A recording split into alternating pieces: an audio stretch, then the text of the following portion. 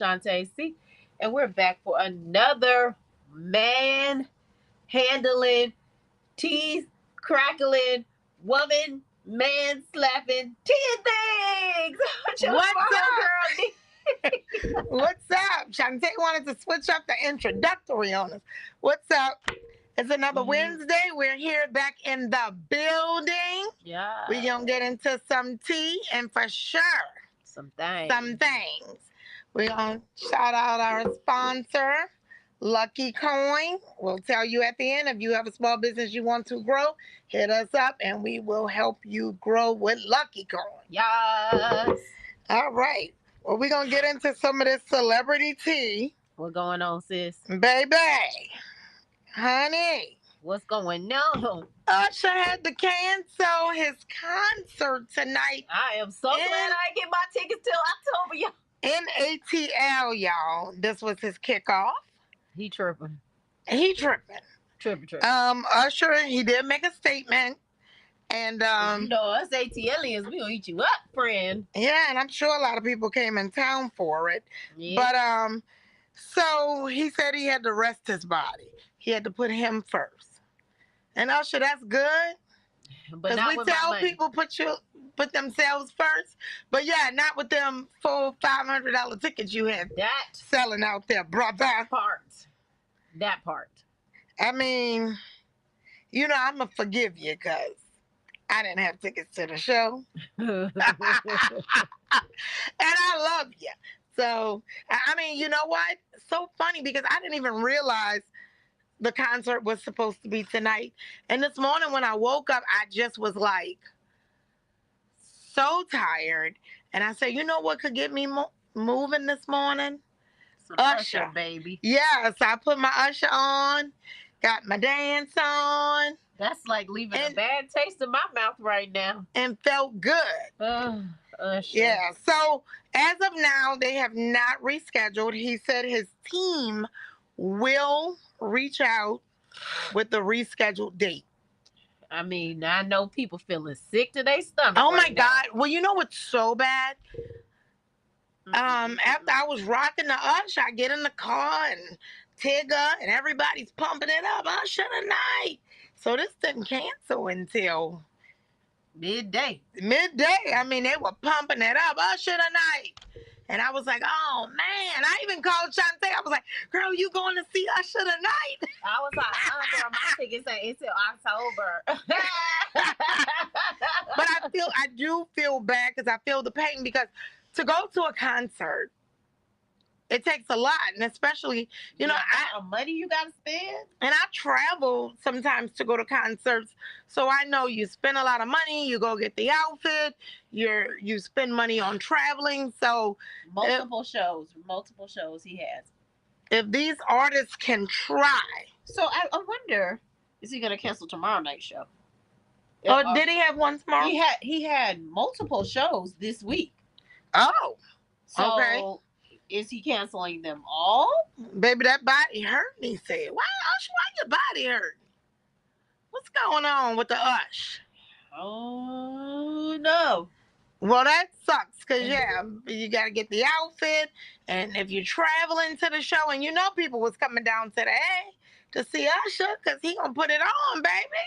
Yeah, well, he should have never added them shows to begin with. Because I was he might have overextended himself. That's crazy. But I don't think this was the kickoff.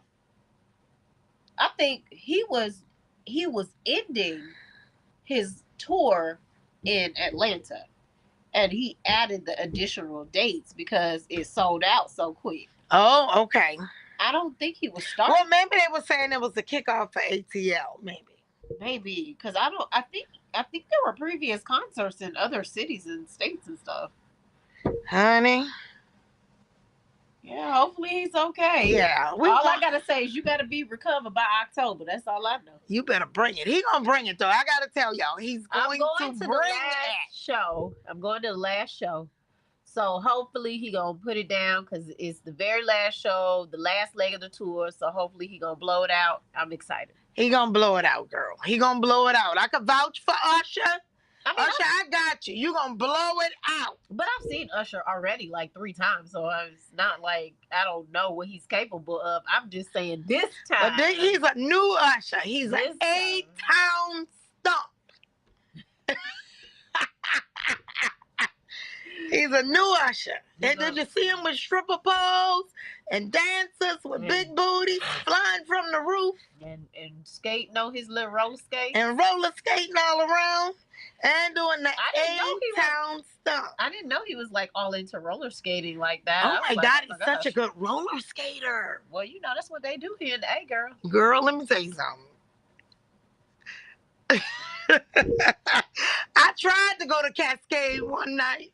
Oh yeah, now you thinking I was cute and I hadn't roller skate in a long time. You better be standing. Baby, I couldn't let that wall go. It's not like riding a bike, okay? Hey, look, you better stand on the sidelines because they don't play. Yeah, I felt like I was in the movie ATL, but I was standing back, holding on to that wall. I was like, so you know, it was adult night, so I couldn't get one of those. the training wheels for roller skating. You get that at Sparkle. And Sparkle, they be throwing down too. First of all, the thing ain't even tall enough. What you did? Looking like a grandma. So got my back hurt. Because I've been hunched over. All right, but y'all, sorry about Usher. But what you apologizing for? He need to apologize. Well, he did. But he's fixing his body. I don't want nobody to be mad because I love the man. Well, people gonna get mad when they spend their money and they don't know, like, when I know. I just hate about the travel. Listen, I've never experienced traveling and something canceling. Bad news. Bad news. So what else is going on? So, Michael Rubin had an all-white party. Okay. And I think this is a little kiddie of him, but he decided to, in his words, 86 Kendrick Lamar off the list so that Drake could feel comfortable at the party. So him and Drake took lots of pictures. He made sure the DJs did not play. They're not like us. They're not like us. You know, I almost thought Drake didn't feel no type of way about the song because I ain't heard nothing from him since, but this tells me everything I need to know. Yeah, and then him and Drake is posting pictures and they all white. So all Drake, over the net. So Drake is just as petty as I thought he was. Okay. Yeah. And that to keep is that Drake, not what happened? To keep Drake at ease. That was the words they used. Well, wow, I don't understand. Oh, well, what was the story? Our producer over there shaking his head. That's what had nothing to do with it. The guy, Michael Rubin, said he didn't want nobody playing any diss songs to any artist because he had so many celebrities coming. Okay. He wanted them to feel comfortable. So he said that on the Breakfast Club because he had the interview. He said, I don't want my friends to be uncomfortable, so I made sure they didn't play nothing. Okay. Allegedly. Yeah. Well, and that's good. So the producer said that he didn't want to play any diss songs, but he definitely mentioned that he kept Kendrick Lamar off the list. Oh. That's petty. Maybe he didn't. Because I don't think they maybe could have grabbed the mic and battled it out real quick at the party. No. That would have been no more battles. Listen, that would have been catastrophic. Oh, that's Drake. Worse than a fist fight. That would have been. Is that worse than a fist fight? Yeah. If yo that's like somebody having a fitness shoe going up against another fitness shoe. And when you running in the fitness shoe just start breaking up. While you running. They got holes in the bottom by the time you get to it. Girl. So. Well. Yeah, no. Yeah, I know they playing the heck out of They Not Like Us. Good Lord. If I hear that song one more time. Lord. They're not like us. I know every single word. Right. And only because it is played so much. I ain't knocking it because the man is getting, them royalty checks got to be woo. just rolling in, right? Right. I gotta look and see who he with. Who he with? ASCAP or Bill? I mean, them checks is rolling. Cause man, they play. When I say all day long, look up his credit liners. Every radio station, no matter what city you in. Right. Every jukebox. Good Lord, you, girl. Girl, you better go eat at the Waffle House and play the jukebox. My word. And you know, artists get royalties from jukeboxes. Yeah. Yeah. Yeah, they're like digital now. Yeah, for sure, you got anything else going on? Yeah, I'm going to tell y'all really quick. So, people are like, pipe down Latto. I mean, I like Latto. I do. But Latto said she is confirming that Lil Kim is the greatest female rapper ever. Oh. And she's right behind her, about to take her legacy. Excuse me, Latto. Girl, have the confidence, because that's what move you forward. I gotta listen to Latto to see what her lyrical skills are. I personally like Nicki Minaj, and that's no knock to Lil Kim, because I love Lil Kim. Y'all know I rock with the hardcore. That was my CD back in the day. But I mean, Lil Kim hasn't dropped a hit in forever. Right. So I mean, now I have to put you in the same category as like Queen Latifah and Ladies First, because you haven't come out with like a record in like 30 years, sis. Listen.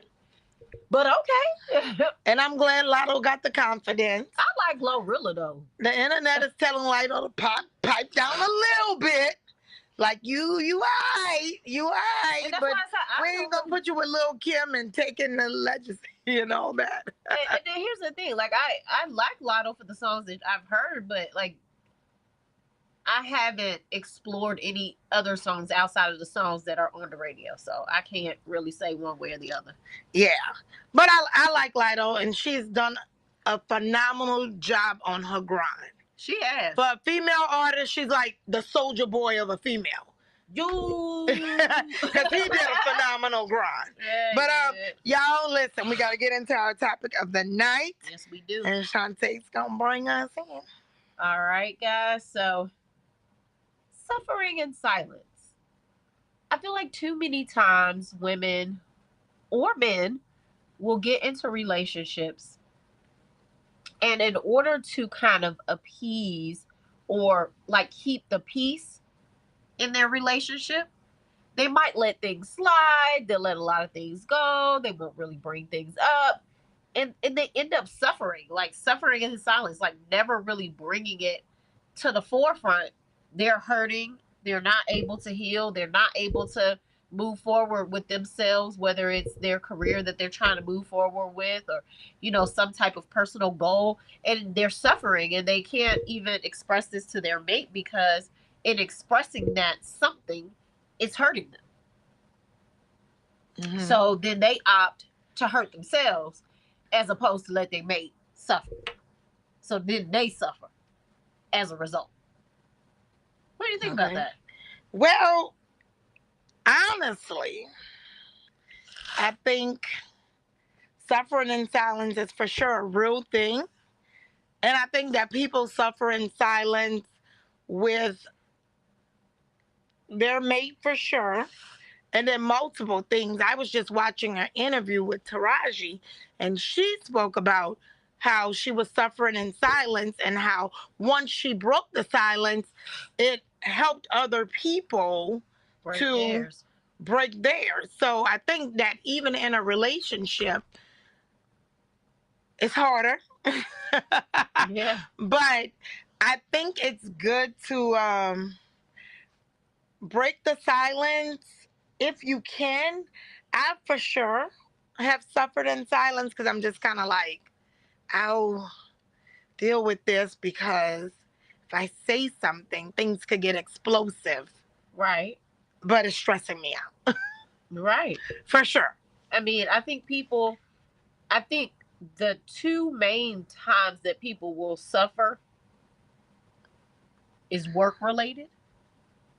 Mm-hmm. And then probably mate related, because I think everything else is a bit easier to speak on, I mean, maybe sometimes your relationships with like family members, Yeah. you might not speak on because you're just like, I just need to keep the peace. I don't want to really speak on it or whatever. But I find, and I know that I've dealt with this in my life, you know, being in a situation with a job where, you know, I'm just so unhappy, but I can't rock the boat. Right. And I have to be there. Like, I gotta collect that check. So I gotta be quiet. I can't say how I feel. I can't just go off, you know, the deep end, because I have to make sure that I can do what I need to do for myself. You know what I'm saying? Right, right. So yeah. So it's a very tough situation to be in. So how do you, so the question is like, what steps, like, I guess you have to be willing to accept whatever is going to come down the pipeline. I think that's the first thing, like dealing with something like this. So if you speak on it, you have to be able to accept. And sometimes I think that, you know, you suffer because you're scared. You're scared of what is on the other end of it. You're just like, if I stand up for myself, then what? It's like, okay, I stood up for myself. Now what? Yeah.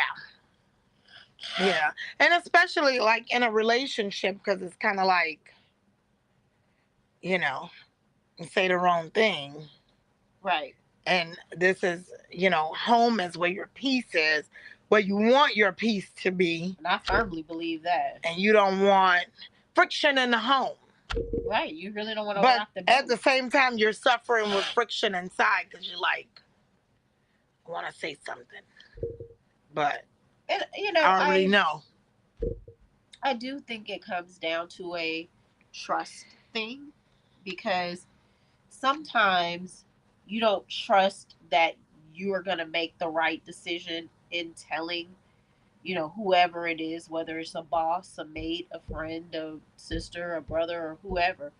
You know, you don't trust yourself in how you're going to communicate that.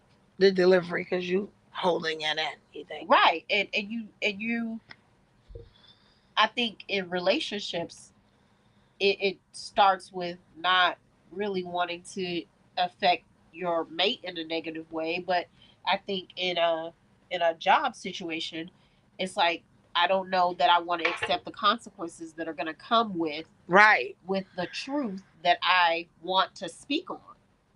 Yeah. It's like, okay, if I say this, for every action there is a reaction. Yeah. You know, regardless to whether you feel like, you know, you're right or wrong, just know that there is going to be a reaction, maybe not a consequence, because you might get a positive result out of what, you know, if you phrase it in a manner that they can, you know, respect and relate to, then maybe you might see positive change. So it's not always a negative thing to like speak your truth. Yeah. You know, so. Yeah, you can get a positive reaction. Yeah.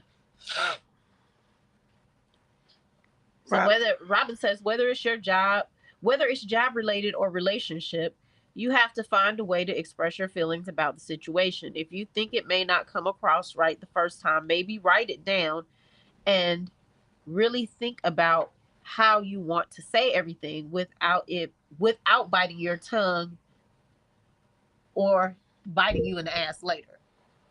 Yeah. Now I agree with that. I was talking to my sister, and she actually uses that technique a lot. If she has something that is very, like, she feels like it's a very sensitive topic, she'll write it all out, like exactly how she feels it.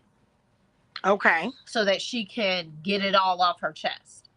And then she'll go back and read it and say, okay, I could say this better, or I could say that better. And then so when it's time to like deliver the message, she's looked at it a couple of times and she's able to get kind of like the anger off.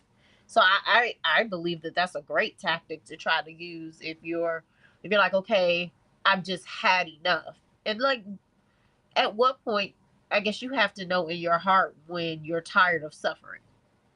Yeah. And I think too, what could be helpful. Writing it down is for sure a great thing. Yeah. I know that I have for sure suffered with some things at work, and I've called, I'll call, not just Joe Blow that I'm about to go there, not just Joe Blow that, may have their own business. And not saying if you have your own business, Joe Blow, but you have your own business, you are the boss. So you don't really have to, negotiate lots of money with people. Right. You know what I mean? Right. Like, you decide what you're going to make, and that's the bag you're making.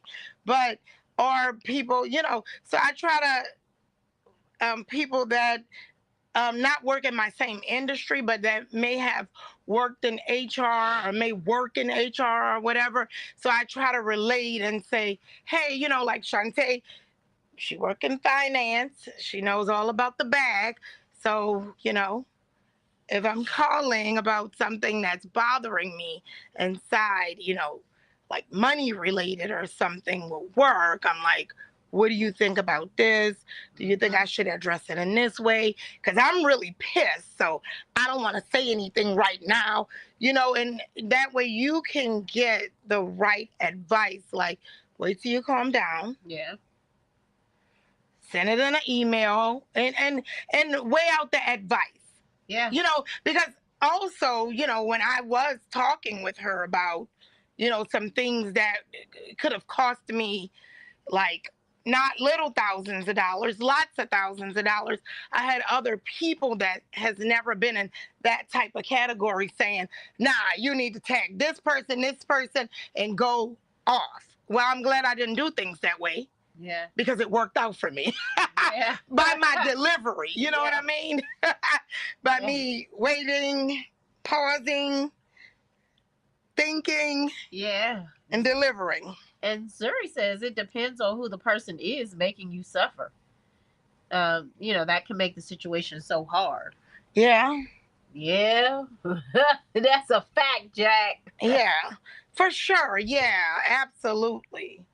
Absolutely. Yeah.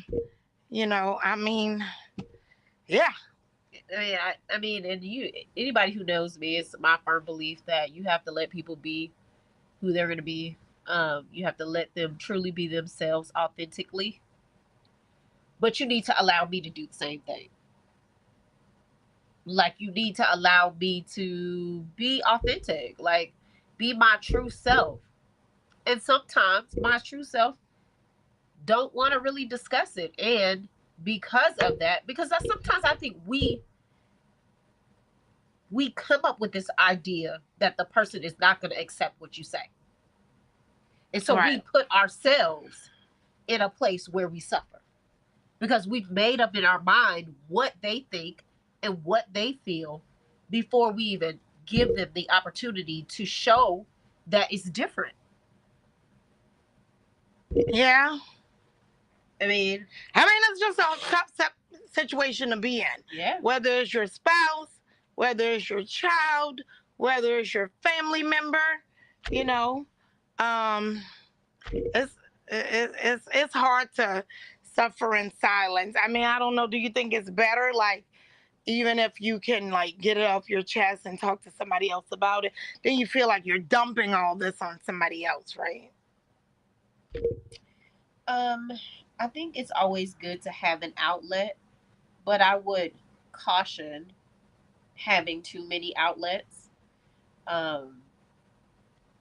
You want to have that one or two, people that you feel like you can really kind of confide in and they have your best interest at heart. But at the end of the day, you want to try to figure out ways to be able to address that person, no matter how difficult it is, because sometimes, again, that's you being afraid of what the outcome is. And sometimes you can be completely wrong about how that situation ends up turning out.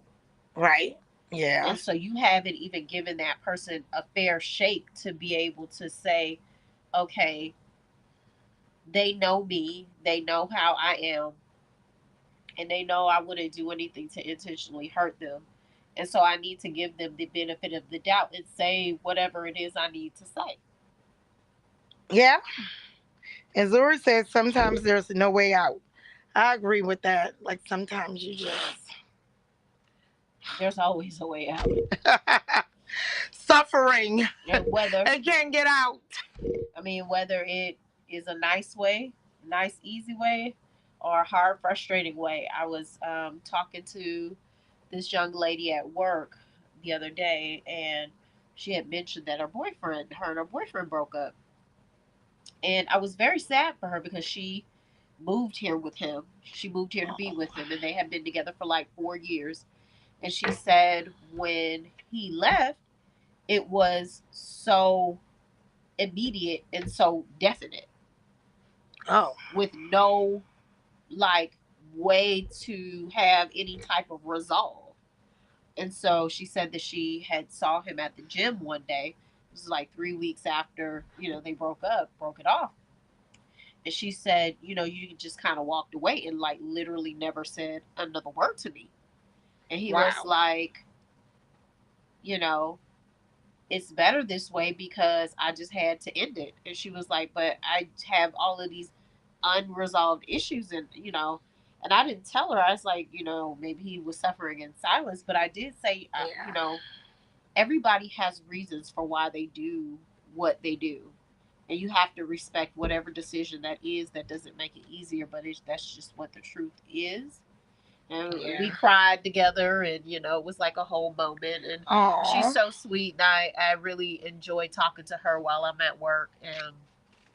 But it happens, so you never know. It's like sometimes you push people to the limit, and they're just like, I can't do it anymore, and they just completely walk away. Yeah. Well, I don't think suffering in silence is good at all. Yeah. And it's very unhealthy. Yeah. Because it's stressful, very stressful. So we got a 2-minute tip. I got one. Good. Bring us in, girl. Listen, when your kids go back to school, make sure you pump them with medication on the first couple days because they come back home with all kind of stuff. Hence why I do not feel good, because my daughter got sick and now I'm sick. If I had pumped her with medication, maybe I would not be suffering in silence. Oh no. But again, if you have a small business and you're looking to grow it and you want a little bit of information on how to do that without lifting one single figure, please contact us and we'll tell you all about Lucky Coin, where you can double the money, double the friends, and double the fun at your establishment. You can hit us up at tandthangz, THANGZ, at gmail.com, and we can give you all the details on that topic, y'all. All right. Oh, yeah. And we taking some airborne before school starts. Good point, Robin. Good point, Robin. Super cheap. Yeah, because you don't have to give them a whole medicine cabinet. You don't have to give them a whole medicine cabinet. Right. But just make sure they know to constantly wash their hands throughout the day. I don't know if kids are allowed to have hand sanitizer, because y'all gonna be saying Neon T and things said send my kid to school with hand sanitizer, but that helps. That helps. Every teacher. That helps. Every single teacher has hand sanitizer because they ask us to buy it. So good. All right. I like it. That's our time. We love y'all. See you next Wednesday, same time.